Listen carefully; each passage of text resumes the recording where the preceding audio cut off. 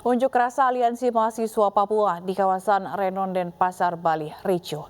Kericuhan karena unjuk rasa diadang massa ormas.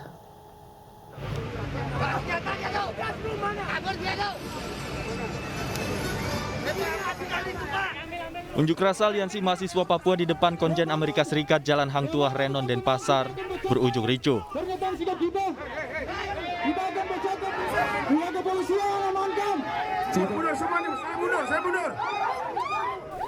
Kericuhan terjadi saat massa Aliansi Mahasiswa Papua menuju Konjen Amerika Serikat yang diadang oleh massa ormas.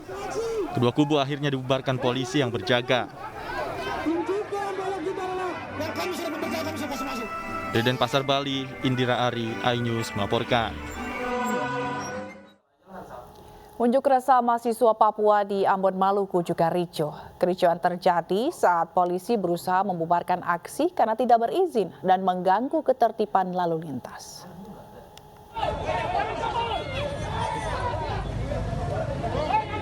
Kericuhan unjuk rasa mahasiswa Papua di Ambon terjadi saat polisi berusaha membubarkan aksi yang tidak memiliki izin dan mengganggu ketertiban lalu lintas. Polisi membubarkan pengunjuk rasa dan memukul mundur mereka dari kawasan Gong Perdamaian Dunia Kota Ambon, Maluku. Selain membubarkan massa, polisi juga menyita sejumlah atribut pengunjuk rasa yang berbau Papua Merdeka. Dari Ambon, Maluku, Nurdin Abdullah, iNews melaporkan. Sementara itu terkait dengan konflik di Papua, Panglima TNI Jenderal TNI Andika Perkasa akan mengubah strategi penanganan kelompok kriminal bersenjata atau KKB di Papua. Sementara soal tindakan kriminal akan diserahkan ke pihak kepolisian.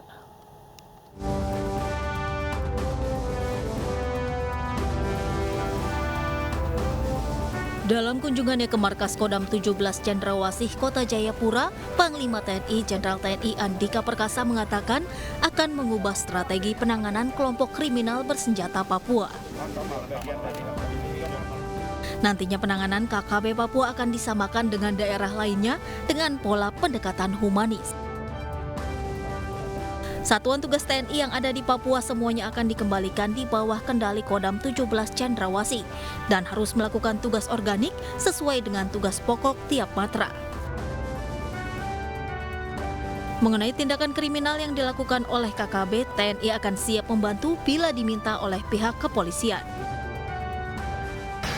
Nah, untuk mencegah agar korban tidak timbul lagi, bukan hanya dari pihak TNI.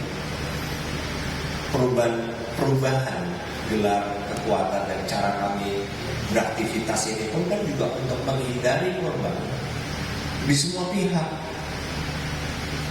Di pihak kami, di pihak masyarakat, dan semuanya.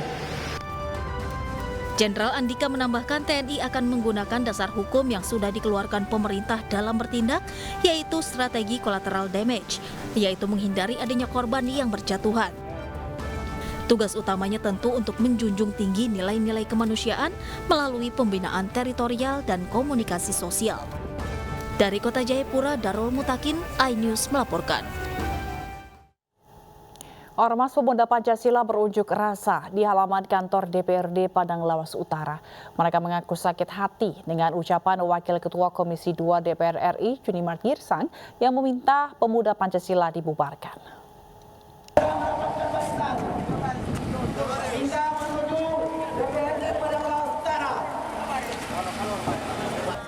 Aksi unjuk rasa ratusan anggota Ormas Pemuda Pancasila di halaman kantor DPRD Padang Lawas Utara, Sumatera Utara siang tadi dikawal ketat oleh kepolisian.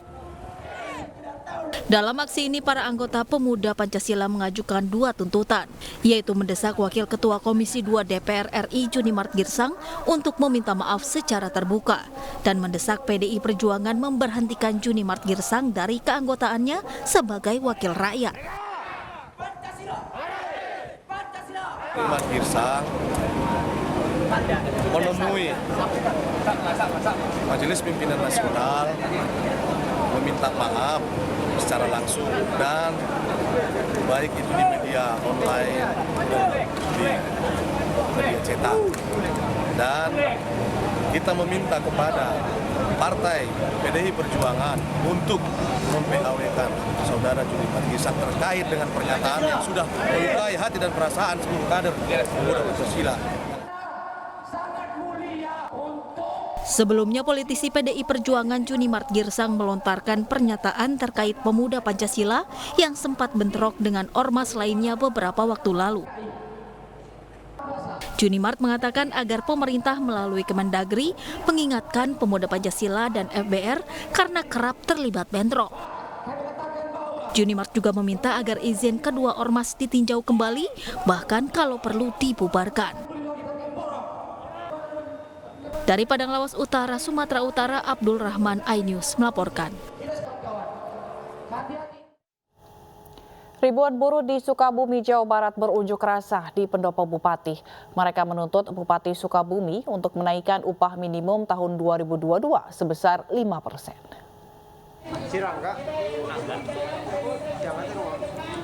Masa dari berbagai serikat buruh pabrik di Kabupaten Sukabumi, Jawa Barat kemarin berunjuk rasa di depan pendopo Bupati Sukabumi. Buruh turun ke jalan karena kecewa pada putusan Gubernur Jawa Barat yang menolak kenaikan UMK. Para buruh berorasi meminta pemerintah daerah untuk bisa menemui mereka dan mengabulkan tuntutan kenaikan upah 2022 sebesar 5%. Dalam orasinya, pengunjuk rasa minta Bupati Sukabumi untuk berkomitmen atas rekomendasi Dewan Penggunuhan Kabupaten Sukabumi terkait kenaikan UMK 5%.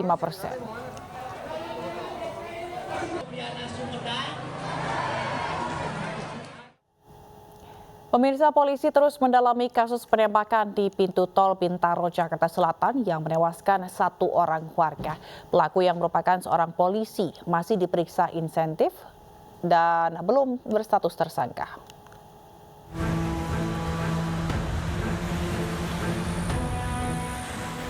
Pelaku penembakan maut di pintu keluar tol Bintaro, Jakarta Selatan merupakan seorang oknum polisi. Pelaku adalah Ibda OS yang bertugas di Satuan Unit Patroli Jalan Raya di Telantas Polda Metro Jaya.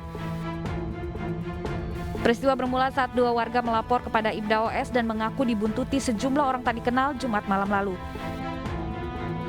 Pelaku langsung mengamankan kedua korban dengan mengajak menepi di depan kantor PJR Jaya 4 Pesanggerahan. Namun, malah terjadi keributan antara pelaku dengan kedua korban hingga berujung penembakan. Polda Metro Jaya akan melakukan penegakan hukum secara profesional tentunya ya, yang transparan dan juga berkeadilan bagi semua pihak. Kemudian terkait dengan motif ini nanti kita akan sampaikan karena masih dilakukan pemeriksaan ya, termasuk juga dengan kalau identitas mungkin sudah paham teman-teman ya, kemudian profesi dan sebagainya itu nanti kita akan update lagi manakala pemeriksaan ini sudah selesai dilakukan. Akibat peristiwa ini 1 orang tewas akibat luka tembak, sementara 1 lainnya terluka dan dirawat di rumah sakit. Polisi masih mendalami kasus ini dengan mengumpulkan barang bukti dan belum menetapkan Ibda OS sebagai tersangka. Dari Jakarta, Tim Liputan iNews melaporkan. Musisi IGD Ari Astina alias Jering kembali ditahan polisi. Drummer band SID ini ditahan selama 20 hari ke depan di Polda Metro Jaya. Nah, intinya semua ini akan saya hadapi dengan gentleman. Musisi sekaligus drummer Superman is Dead IGD Ari Astina alias Jering ditahan selama 20 hari ke depan di Polda Metro Jaya. Jering menjadi tahanan titipan Kejati DKI Jakarta atas kasus pengancaman terhadap pegiat media sosial Adam Denny. Jadi tersangka tadi didampingi oleh penasihat hukumnya. Dan selanjutnya setelah tahap 2, jaksa berpendapat untuk dilakukan penahanan selama 20 hari ke depan, mulai hari ini, di rumah tahanan rutan Polda Metro Jaya. Kasus ini bermula saat Adam Denny meminta Jering membeberkan bukti ke publik terkait tuduhan banyak artis menerima uang karena mengaku terpapar corona. Tak lama berselang akun media sosial Jering hilang dan menuduh Adam Denny menghapus akun tersebut. Jering kemudian menelpon Adam Denny dan dugaan pengancaman terjadi melalui sambungan telepon. Tim Liputan iNews melaporkan. Polisi menggerebek seorang kurir sabu saat tengah mengkonsumsi sabu di rumahnya di Muara Jumbo, Jambi. Pelaku diketahui merupakan karyawan penjualan mobil bekas.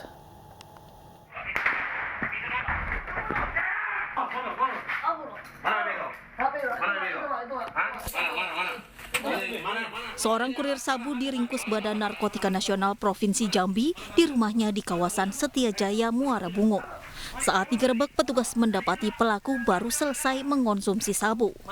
Saat diminta menunjukkan tempat ia menyembunyikan sabu, pelaku sempat melawan petugas. Dari hasil penggeledahan, petugas mendapati 5 paket sabu siap edar, masing-masing seberat 500 gram. Kepada petugas, pelaku yang sehari-hari bekerja di tempat penjualan mobil bekas mengaku nekat menjadi kurir sabu setelah dijanjikan upah sebesar 4 juta rupiah. Mengedarkan sabu-sabu.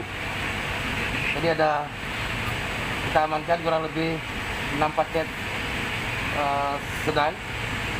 Ukurannya kurang lebih sekitar berapa tuh? Ada setengah kilo atau 500 gram. Petugas kini tengah memburu pemasok barang haram tersebut kepada pelaku. Untuk mempertanggungjawabkan perbuatannya, pelaku kini harus mendekam di sel tahanan BNNP Jambi dan terancam hukuman di atas 10 tahun penjara. Dari Kota Jambi, Adrianus Susandra, iNews melaporkan. Sementara itu, polisi menangkap bandar narkoba yang menyembunyikan tembakau gorila di pakaian dalam di Tanah Toraja, Sulawesi Selatan. Pelaku menjual barang haram tersebut secara online. Ya.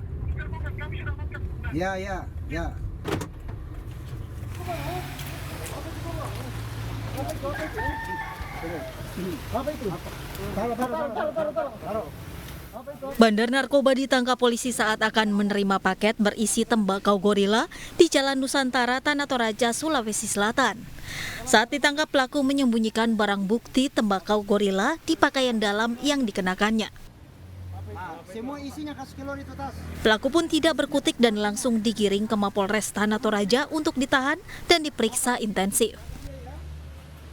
Untuk sementara keterangan tersangka dan fakta hukum yang kami peroleh dalam pemeriksaan, bahwa barang itu sebagian tersangka gunakan dan sebagian dia jual kepada orang lain. Dengan modus yang dia gunakan menjual adalah membuka akun Instagram, kemudian pemesan melalui akun itu dan dari hasil penangkapan, polisi menyita sejumlah paket tembakau gorila yang telah disemprotkan cairan sintetis. Rencananya barang haram ini akan digunakan sendiri oleh pelaku dan juga diedarkan ke sejumlah daerah dengan menyasar anak muda. Dari Tanah Toraja, Sulawesi Selatan, Jufri Tonapa, iNews melaporkan. Silakan bertransaksi, seorang residivis sekaligus bandar ganja dibekuk Satres Narkoba Polres Mandailing Natal, Sumatera Utara. Istri pelaku menangis histeris saat mengetahui sang suami tertangkap. Kayak gitu, Kak. Nggak bisa kayak gitu. Jangan, ya. Berarti Bapak ya. Udah, jangan kayak gitu. Wanita ini menangis histeris dan meronta-ronta saat polisi membawa suaminya yang ditangkap saat akan bertransaksi narkoba jenis ganja. Sambil memegangi tangan petugas, ia mencoba menghalangi petugas yang akan membawa suaminya. Bahkan sambil menangis, ia nekat mengejar mobil polisi yang membawa suaminya hingga sampai ke jalan raya. Tersangka TU diamankan tim Ganas Satres Narkoba Polres Mandailing Natal saat pelaku menunggu pembeli ganja di rumahnya di Desa Parbaran, Panyambungan Barat. Tersangka yang juga merupakan seorang residivis kasus narkoba ini sudah lebih dari setahun terakhir menjadi pengedar sekaligus bandar ganja. Dari tangan pelaku, petugas mengamankan lebih dari 100 gram daun ganja kering siap edar. Dan dari interogasi bahwa pengedar ini untuk kehidupan sehari-hari. Maksudnya adalah dia untuk menjalankan ini untuk mencari nafkah sehari-hari. Dengan mengedar ganja ya? Ya, dengan mengedarkan ganja. Katanya residivis juga ya? Ya. Bapak 3 anak ini kini mendekam di tahanan polisi dan terancam hukuman minimal 5 tahun dan maksimal 20 tahun penjara. Dari Mandaling Natal, Sumatera Utara, Ahmad Hussein Lubis, iNews melaporkan. Pelaksanaan reuni 212 ditolak digelar di Bogor, Jawa Barat. Kami akan hadirkan informasinya usai jeda.